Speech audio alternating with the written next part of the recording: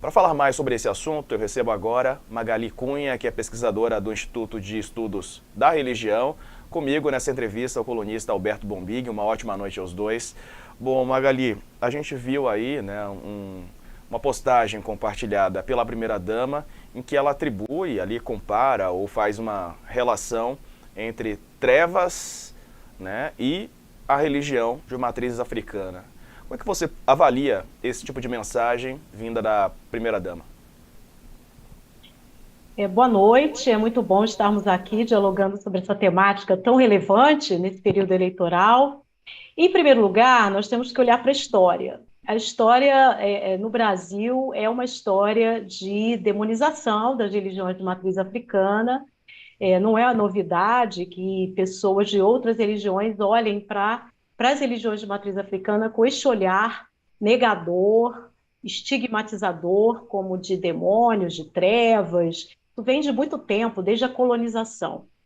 E nós temos um processo aí de superação ao longo de séculos dessa realidade, com mais democracia racial, porque aí tem o elemento do racismo religioso que está embutido aí fortemente, né, em relação a ser uma religião tradicionalmente de matriz africana, do povo negro escravizado, né? E a gente vem de um processo de transformação nesse quadro de mais democracia, de superação da intolerância, de mais liberdade religiosa, que é uma luta antiga dessa população. Então, isso, em primeiro lugar, é bom reconhecer que não é novidade. Agora, quem verbaliza isso atualmente, e diversos grupos religiosos no campo cristão, entre católicos e evangélicos, ainda verbalizam esse tipo de coisa, mas está mais relacionado a um grupo mais conservador, mais fechado em relação às outras religiões, ao diálogo interreligioso, e que está aí representado na figura de quem hoje ocupa o Palácio do Planalto. Quer dizer, o presidente Bolsonaro, Jair Bolsonaro, a esposa dele, Michele, é evangélica, então Jair Bolsonaro é casado com uma evangélica e tem no seu currículo uma aliança, no seu currículo político mais recente, uma aliança com este grupo religioso, em especial dos evangélicos, mas também de católicos, de cunho mais conservador. E isso, então, reflete nessa postura que, no ano eleitoral de 22, se manifesta como uma estratégia para a captação de votos do eleitorado religioso mais conservador, de cunho evangélico e católico.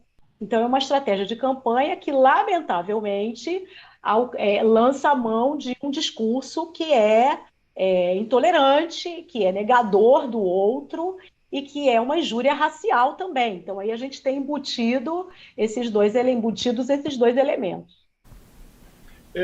Magali, queria te perguntar, qual a força que você acha que um discurso desse tem eleitoralmente? Você que pesquisa o assunto, você que entende dessa área, você acha que isso ainda tem uma força na sociedade, esse tipo de associação entre política e religião?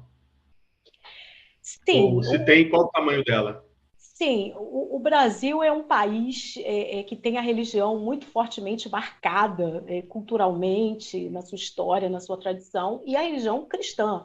Os cristãos são a grande maioria religiosa, nós não temos os dados do censo, mas nós temos os dados de pesquisas de opinião que nos trazem elementos aí com os quais a gente trabalha mais próximos do que seja a realidade do Brasil. E o cristianismo hoje se divide aí, seria na faixa de 80%, segundo essas pesquisas, divididos entre uns 50% de católicos e 30% de evangélicos, mais ou menos aí dentro de margens de erro, né? Colocando aí uma proximidade. Então, é um país majoritariamente cristão, e dentro desse cristianismo, nós temos essa vertente que é conservadora, que é mais fechada, que não podemos dizer que é a maioria, mas que é uma vertente representativa, significativa, que é de um exclusivismo religioso cristão, em que está no cristianismo a verdade religiosa, a verdade sobre Deus, e de negar as demais expressões religiosas. Agora, em relação ao público de matriz africana, como eu já falei, tem um elemento a mais, que é o elemento do racismo.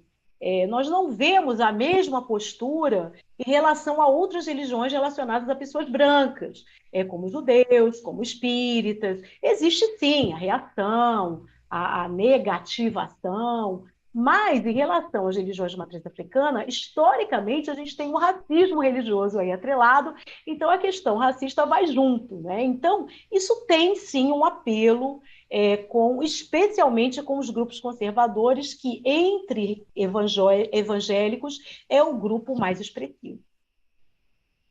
Imagens, né, do momento ali em que o ex-presidente Lula participava de um ato na Assembleia Legislativa da Bahia e com integrantes de uma religião de matriz africana, e teve esse comentário vindo aí pela Michele Bolsonaro, a primeira-dama. Agora, Magali, o presidente Jair Bolsonaro, ele não é evangélico, né, mas ele transita muito nesse meio evangélico.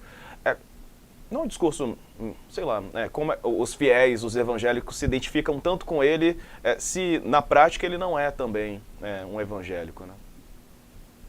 Exatamente. Essa identificação vem com uma estratégia discursiva muito intensa, que passa não só por fala, mas por elementos simbólicos, que vem desde lá de 2016, quando quem está me ouvindo vai recordar que Bolsonaro foi batizado nas águas do Rio Jordão pelo pastor Everaldo. Foi naquele momento em que Bolsonaro sai do PP e vai para o PSC, o Partido Social Cristão, que era presidido pelo pastor da Assembleia de Deus, pastor Everaldo. Então, Bolsonaro faz como que esse rito de passagem para esse novo partido, e é um símbolo muito forte que faz muita gente acreditar até hoje que ele seja um evangélico. Então, entre evangélicos há uma crença, em parcelas de evangélicos, de que ele se tornou evangélico porque foi batizado por um pastor da Assembleia de Deus lá nas águas do Rio Jordão e é casado com uma evangélica que, de fato, ela é evangélica, né? Tem essa tradição evangélica. Então, existe essa questão simbólica e os discursos, e aí isso foi muito bem trabalhado, o uso de imagens da Bíblia, falas com discursos da Bíblia e da cultos, né? Essa visibilidade desse discurso de adesão, isso fala forte. Aí tem um outro elemento também, que na tradição evangélica existe um imaginário de que um dia se teria um presidente evangélico governando o país. Então, quando você tem todos esses elementos simbólicos trabalhados, junto com esse imaginário que vem desde o século XIX, de se ter um governante evangélico, isso tem um efeito fortíssimo. E um terceiro elemento é o autoritarismo, que é forte na tradição evangélica também. A tradição evangélica é uma tradição clerical, de pastores que dominam, de pessoas, homens, né, que dominam, e de um autoritarismo muito forte, com pouca voz, as pessoas das igrejas. Então, essa identificação cultural de uma cultura autoritária também acontece, o que possibilita esse, vamos dizer assim, apego de uma parcela, quer dizer, não é a totalidade, mas de uma parcela da população evangélica que então se identifica com essa imagem construída. Magali, você teria alguma explicação por que esse eleitorado evangélico ele é tão mais homogêneo em termos de voto do que das outras religiões? Ele tem... E aí acaba tornando ele muito disputado, né? E assim, a gente que Sim. acompanha diariamente o debate eleitoral, você não tem lá voto católico, voto das religiões afro, sempre assim, voto evangélico, Lula e Bolsonaro vão disputar voto evangélico. O que você poderia dizer para a gente sobre isso? Então, essa homogeneidade, ela não é verdadeira, não existe essa homogeneidade. Os evangélicos são muito plurais, a gente tem um mosaico enorme de grupos, de teologias, de perspectivas, de vida, de cotidiano, é um mosaico enorme. E o que acontece é que os evangélicos são uma população que tem sido aí realmente protagonizado o espaço político por termos uma bancada evangélica, chamada bancada evangélica, com os representantes que vêm desde o Congresso Constituinte e que tem protagonizado diversos elementos aí na história política do país mais recente. Nós temos personagens como Marina Silva, o Garotinho, pessoas que se destacaram aí em campanhas eleitorais passadas com essa identidade evangélica. Temos aí a campanha de Bolsonaro, que marca esse período mais recente, com essa reação forte que vem do impeachment de Dilma, que envolveu a bancada evangélica, e a eleição de Bolsonaro, que acabamos de dizer aqui, com essa imagem construída. Então, esse público tem sido, sim, porque aí vamos ver, é 30% da população brasileira. E é uma população que tem sido trabalhada politicamente, pelo menos nos últimos 20 anos, das últimas 2 décadas, trabalhada com políticos que têm emergido 2 igrejas fortes, a Igreja Universal do Reino de Deus e a Assembleia de Deus, que tem um projeto político de ocupação do espaço político do país, e que são aí a grande maioria dos evangélicos no país que pertencem ao universo pentecostal dessas 2 igrejas. E essa população tem sido, então, alvo, tem sido trabalhada, tem sido alvo desses políticos, o que gerou, então, esse destaque, esse protagonismo de pelo menos 2 décadas. Agora, o voto, ele não. Essa ideia de um voto evangélico, isso não é uma verdade, não é uma realidade. O que existe é um eleitorado que é alvo, mas que, se nós olharmos eleições passadas, anteriores a 2018, esse voto foi diferenciado. Dilma Rousseff, Lula, foram eleitos com o voto dessa mesma população.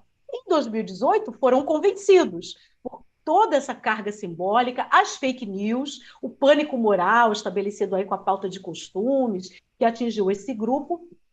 E neste ano, a gente vê agora um quadro já mais diferente, que já não é tão homogêneo. No início do ano, ali, meio a meio, nas pesquisas, né? O Bolsonaro já perdendo espaço entre os evangélicos, agora tenta recuperar essa aliança, esse espaço que foi perdido. Conversamos aqui com Magali Cunha, do Instituto de Estudos da Religião. Magali, obrigado por nos atender hoje. Uma ótima noite para você. Até uma próxima. Obrigada, um prazer falar com vocês. Valeu. Bombig, continua aqui comigo. Ainda sobre esse assunto,